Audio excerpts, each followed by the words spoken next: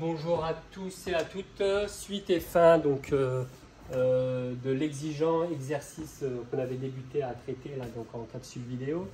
Il reste à traiter la dernière question concernant une solution d'acide chlorhydrique qui a été préparée par dissolution de chlorure d'hydrogène dans de l'eau. La dernière question demande, une fois que la dissolution est terminée, donc une fois qu'on a terminé la préparation de la solution aqueuse d'acide chlorhydrique, quelle est la valeur du pH que l'on peut prévoir? Alors la valeur du pH est liée, donc je le note ici, là, il y a la formule pH égale moins log de la concentration molaire en ion H3O+, divisé par la concentration molaire standard, c'est 0.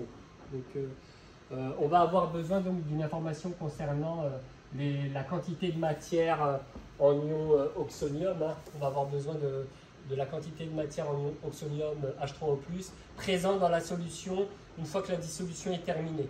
Donc valeur qui avait été calculée ici. Alors j'efface le tableau. On n'aura plus besoin du tableau d'avancement pour cette dernière question.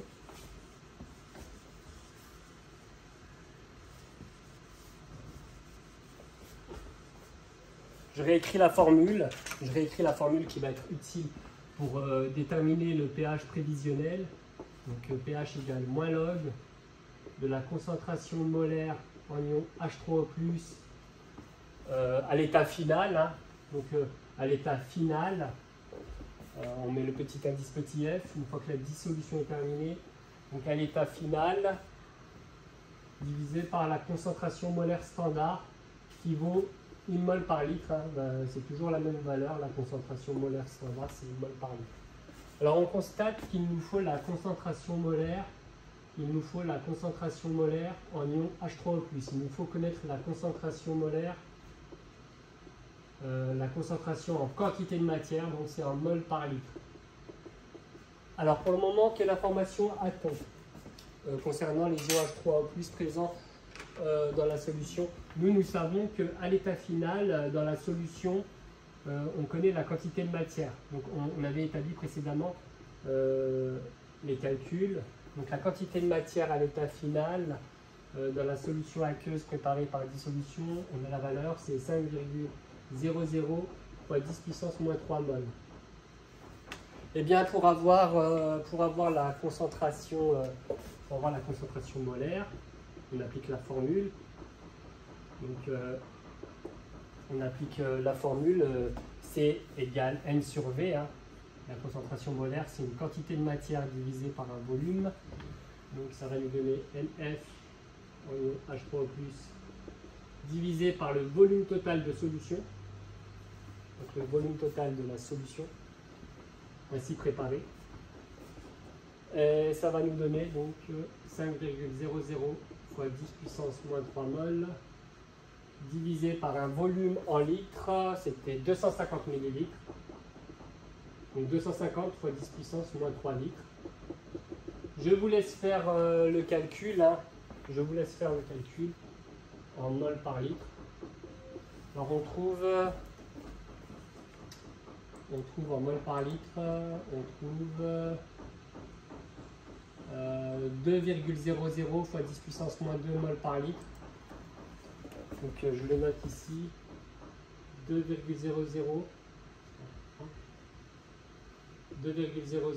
fois 10 puissance moins 2, 2,00 fois 10 puissance moins 2 mol par litre. Et le pH, ainsi on aura le pH. Je poursuis au niveau de ces tableaux. On aura alors le pH, une fois qu'on a la concentration de l'air, le pH qui vaut moins log de 2,00 fois 10 puissance moins 2 mol par litre. Le tout divisé par 1,0, mettre 1,0 ici, avec deux chiffres significatifs. Le pH, il est donné à un chiffre après la virgule très souvent. Non, ici, 1,0 mol par litre. Alors je mets des parenthèses, mettez bien des parenthèses. Faites bien les différences au niveau numérateur et dénominateur. Vérifiez avec vos calculatrices que vous savez faire le calcul et vous devez trouver une valeur de pH qui est de... Alors je regarde, je vous redonne le résultat pour que vous puissiez vérifier à la maison. 1,7. Donc 1,7, je vous laisse noter ici.